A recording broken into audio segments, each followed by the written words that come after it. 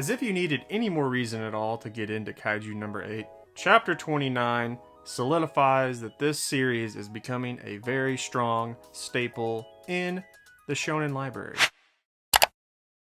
Hey, if you like cool, up-to-date, awesome analysis information about anime and manga, then please consider subscribing. I'd really appreciate it.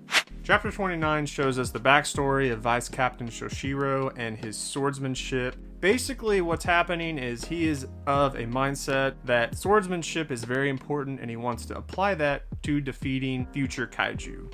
But through many various people in his life telling him that the kaijus are evolving more into the giant body types, so swordsmanship in general for kaiju neutralizing and defeating them is pretty pointless at this point. But he has a pretty strong passion for swordsmanship in general, so for him hearing this over and over again is a huge bummer, more or less. So basically for Soshiro, hearing over and over and over again that his swordsmanship in kaiju defeating and neutralizing is pointless has gotten him to a point where he's just kind of numb to the fact that this style of fighting really isn't going to help for future kaiju interactions and combat.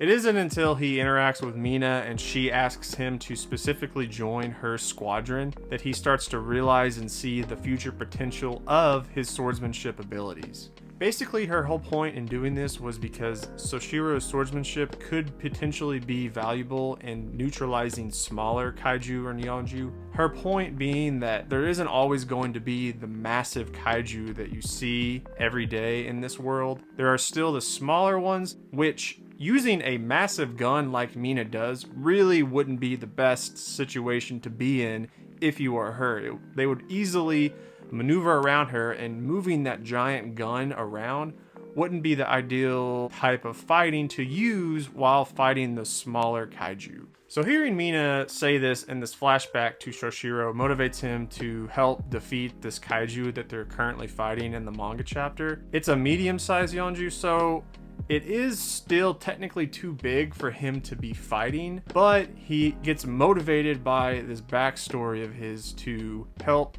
the crew, help the squadron neutralize and defeat this specific kaiju. And he unleashes just a really incredible display of fighting styles. He has like 10 different sword techniques now that he's been using, and the art style and the way that they're depicting his fighting and sword style is really cool. Basically right now all that's going on is the Soshiro story and him building up his backstory enough to be a solid staple character for future chapters in Kaiju number 8.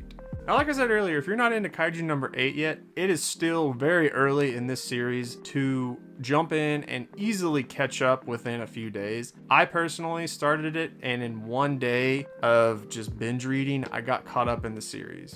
Kaiju number 8 does a really good job of taking breaks every 3 weeks, so the author and the staff get sort of a refresher. And you can really tell because each chapter that comes out is about 20 to 25 pages, and the quality of Kaiju number 8 chapters is very good. So I am impressed overall so far with Kaiju number 8, and I hope that you catch up soon before the series gets too long and it's going to take you longer and longer to catch up.